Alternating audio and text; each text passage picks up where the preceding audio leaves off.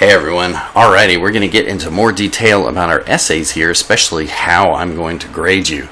How are you going to get your score for this thing that you write and turn into me? We are going to be basing this, as I've told you, off of the AP World History document-based question. There's numerous parts to the AP exam and an AP history class, but one of the core elements is a DBQ, a document-based question. Can you write a quality argument essay using documents from the past, using documents that are dozens or hundreds or thousands of years old? We're not going to go into any more of the exam really other than this one, but it is a quality way to go around writing a basic document research type of an essay. So here is the question from 2018 about railroads and building empires throughout the world from a European perspective, and also those lands that they were building those railroads in. If you go to my rubric here, you will find that the way that I'm grading your essays is set up in such a way that it's hitting the same way that the essays in the AP World History DBQ are graded.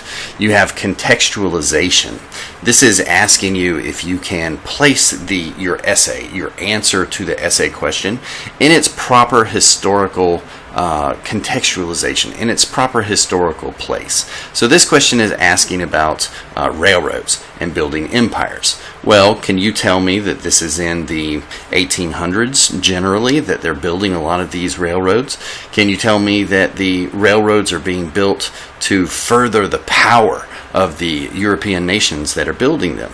Can you tell me that the railroads have a long history of sort of cutting up the lands that they are in and allowing European soldiers to move quickly from one place to another within, say, India? This is setting this answer to the prompt within its proper contextualization, and we're going to be working on how to do that, and I'll have a screening on exactly just this one aspect of the rubric. The next aspect of the rubric, the next quality of the rubric, is the thesis. Can you write me a good, solid thesis? The last one or two sentences in your introductory paragraph, can you write a quality argumentative answer to the question that establishes a line of reasoning? This is really a key skill in your DBQ essays, but also in any really quality essay, especially one that's not, like a creative essay in English or for other purposes where you're wanting to hold back information and surprise people throughout. In a research-based essay, you're looking for clarity and logic and reasoning. So they want to know right up front what your answer is, and then you go on to explain it in fuller detail. That really hinges on the thesis. We're going to be looking at document usage. How many times are you using the documents that I'm giving you? I threw Job at you in the first day of class, and our first essay is going to be about that document. Have you read it well? Do you understand it? Are you able to pull pieces of information from the document, not in the source of quotations, but in the information that's in there, and use that information to create a full essay? We're going to look at outside evidence. Do you know anything about the ancient Hebrews that we talked about in class that you can use? Can you use the introduction to Job to get outside information that you can bring in to enhance the quality of your essay? We'll talk about, finally, CAPP, context, audience, purpose, point of view.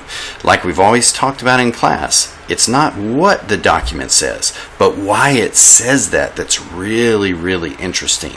Can you tell me why Job says the types of things that it says? What does it say about the people that lived back then that are responsible for writing it?